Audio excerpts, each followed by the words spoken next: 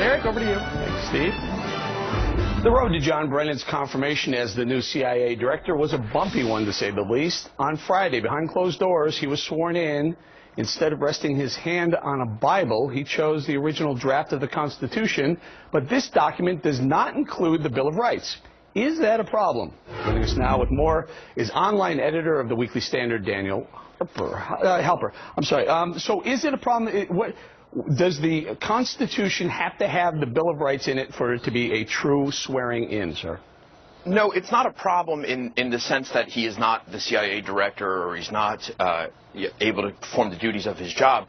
It's just the whole move was a symbolic move. As the White House announced on Friday, the deputy press secretary came into the briefing room to explain what had happened and to, I guess, get some points from the press for this. So the whole move was symbolic, and it was symbolically all wrong. The reason people take an oath with the Bible is simply to say, you know, I'm swearing to God that I will uphold the Constitution. You're invoking God. You're invoking your commitment to God. You're invoking a higher being. That's not what Brennan did, which is okay. There's nothing wrong with that. It's just symbolically a little odd, frankly. And then to have a Constitution that isn't fully amended and doesn't have the Bill of Rights, you know, it all seems to be a response to the Rand Paul filibuster. And Rand Paul wanted the Constitution to be upheld by this administration.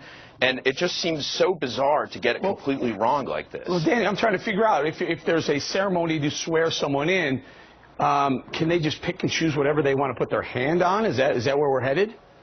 Yeah, I mean, look, you know, people are of different religions, people are of different faiths. Maybe some people are non-believers, maybe some people, you know, are Jewish or Islam, or believe in Islam. It's not, you can do it whatever you want. The point is that you're invoking a higher being, and you're invoking a higher belief than the Constitution and then the laws of the United States.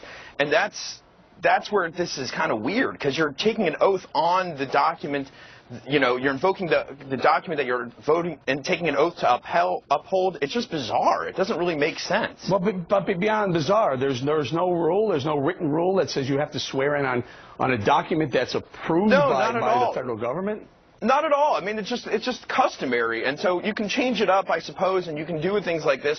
The other weird part is, as you hit on earlier, the press wasn't allowed in. You know, the White House puts out this photo, so we're only left with what the White House is feeding us. We're not able to see it ourselves. We're not able to sort of ask questions ourselves. We're just left with what's given to us, and what's given to us is just frankly bizarre and doesn't really make sense. All right, Daniel Harper, we're going to leave it there. Thank you very much, sir. Thanks. All right, next on the rundown, the stars of the hit Disney Channel show Austin and Ally are here.